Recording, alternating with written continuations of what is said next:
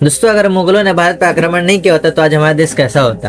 अगर मुगलों ने भारत पर आक्रमण नहीं किया होता तो ऐसे कई संभावित परिदृश्य है जो सामने आ सकते थे। और दिल्ली सल्तनत भले ही सत्य में बनी हो, मुगल साम्राज्य के पूर्ववर्ती थी और उसने 13वीं शताब्दी से लेकर 16वीं शताब्दी तक शासन किया था। और अगर मुगल साम्राज्य भारत पर आक्रमण न करती तो वो और कई वर्षों तक शासन कर रही होती। और अगर मुगलों ने भारत पर आक्रमण न किया होता तो यह संभव था कि भारत ब्रिटिश या पुर्तगाली जैसी किसी यूरोपीय शक्ति द्वारा उपनिवेशित हो जाता और इसका उपमहाद्वीपों पर गहरा प्रभाव पड़ सकता था। मुगल साम्राज्य का भारत में हिंदू और इस्लाम के विकास पर महत्वपूर्ण प्रभाव पड़ा। मुगल मुसलमान थे और वे उपमहाद्वीपों में अपनी धार्मिक मान्यताएं और प्रथाएं लेकर आए और इससे धार्मिक साम्यवाद का दौर शुरू हुआ और हिंदू और मुस्लिम संस्कृति एक साथ मिश्रित होने लगी। अगर मुगलों ने भारत पर कभी आक्रमण नहीं किया होता तो यह संभव था कि हिंदू धर्म और इस्लाम धर्म अलग अलग तरीकों से विकसित होते और हिंदू धर्म अधिक केंद्रित हो सकता था, क्योंकि हिंदू पुजारियों के अधिकार को चुनौती देने वाला कोई मुस्लिम शासक नहीं होता।